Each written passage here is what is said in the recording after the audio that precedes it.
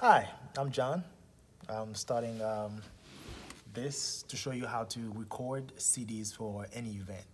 And first of all, you need 2 blank CDs. And the first thing that I always look for is to make sure the CDs have no smudge or scratches on them, because if they do, they're gonna stop doing recording. And I always look at it to see if there's any major thing that I can see. If there is, always replace them or throw them away, but always replace them. All right, now the first thing that you need to do is to turn the system on. So we need to turn it on here. That's the switch forward. When you turn it on, it turns on both CD recorder.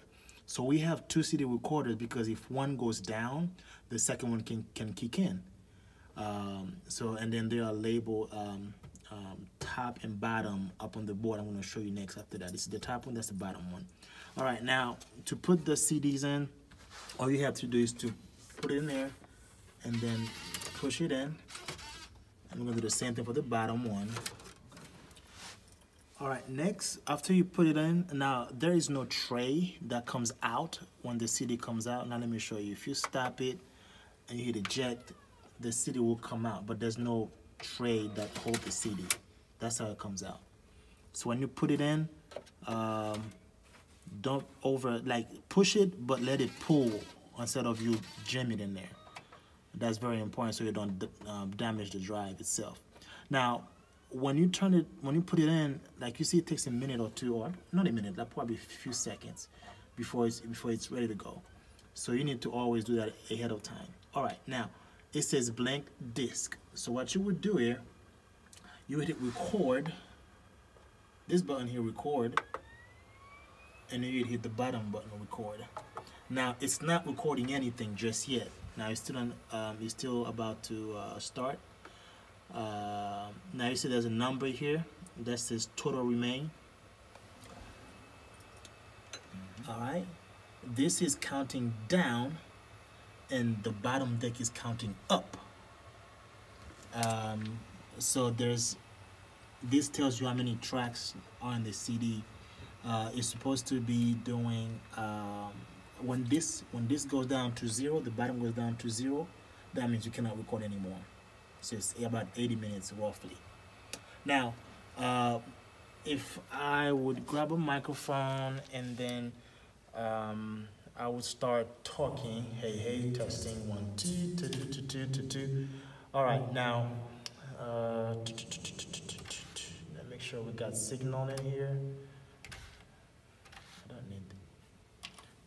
Oh, okay, got it. So as I'm talking, you see this volume here is moving up and down.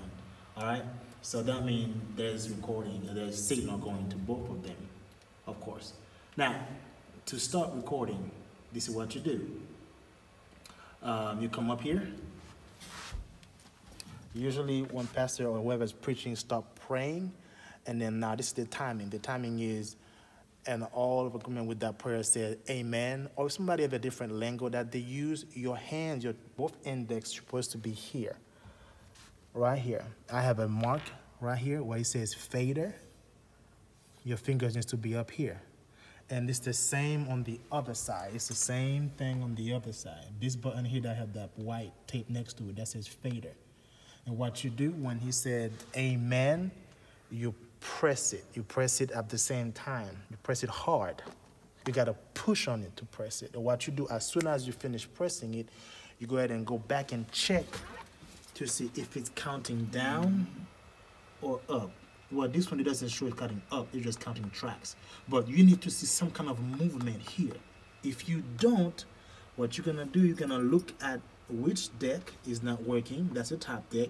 And you're going to go right back up again and hit it. Hit fader. Now, you have to always make sure that it's running. But if I hit it right now again while it's running, it's going to stop it. Fader, it's like you fade it in and fade out. All right? Now, let's say we finish with recording, and then usually the part that we stop is when they're doing altar call. When they do altar call, that's when we go back again and press these buttons right here. And press them, boom, very hard. And it's not gonna move because there are tape that's holding these units. So that's why I say press hard. And then when you come down here, you're gonna see that they stop running. Now, when you do that, you gotta hit stop, finalize, this button, you finalize, and you hit this button that says sure. It says sure, yes. Again, you hit this button twice. Now it's gonna finalize the disk so this disk can be read by any drive. So either your computer, your car, you have to do the finalize step. Let's do it again. For this one, you're gonna hit stop. You have to hit stop first.